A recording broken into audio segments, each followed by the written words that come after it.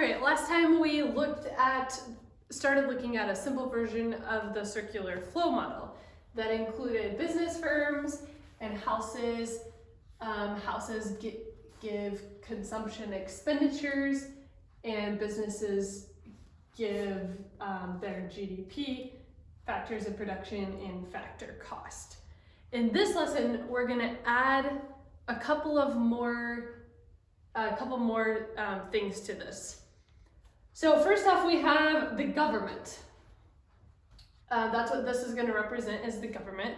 The government forms the public sector of this circular flow model. Expenses that the government has.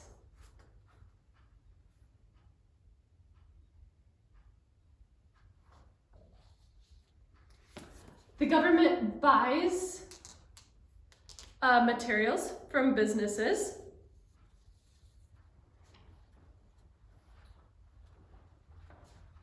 So we're going to put governmental purchases.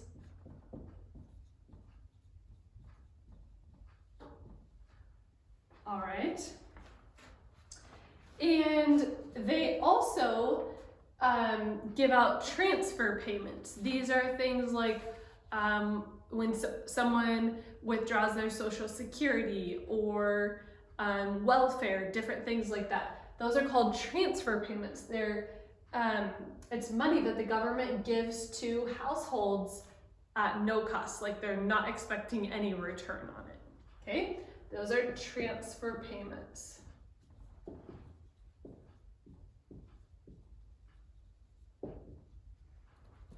So those are government expenses. And then how does the government get money? Well, through taxes. So personal income taxes,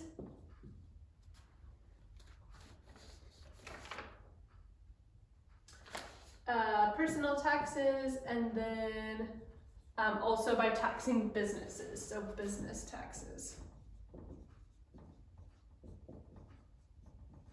All right.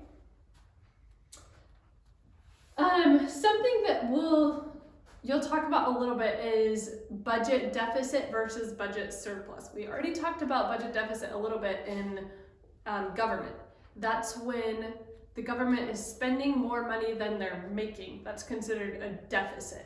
A surplus happens when they're making more money than they're spending. So you need to know the terms for those two definitions, okay? Next up, we have the financial market. This is things like, whenever I think of the financial market, I think of banks, credit unions, things like that. And the financial market is, by definition, the collection of the nation's financial institutions that receive deposits of excess funds from households and lend those funds to business firms. So that kind of gives you a hint of what we're going to be drawing on our arrows here. Saving. Saving is whenever someone from a household puts money into a financial institution. So they put money into a financial institution, that's called saving.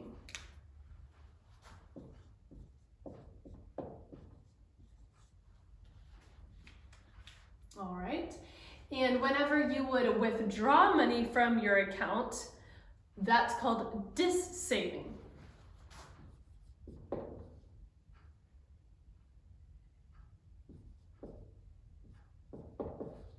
It's kind of a funny word, but think about it. Dis is like the opposite, so like and dislike. Saving, dis-saving. All right, dis-saving is pulling money out, saving is putting money in. All right, and then we have on the other side here with the businesses, the businesses then would borrow money from these institutions, from the financial markets. I forgot to label these, probably should. Financial market and the this is the government. Okay.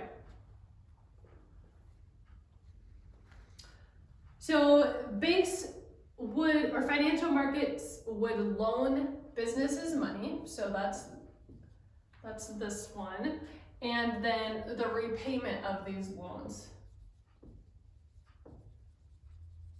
And this would be like interest, things like that. All right.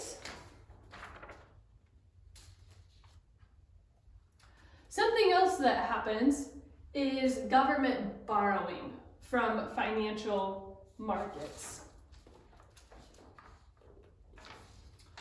And so this would be loans coming from the financial market to the government, and then repayments.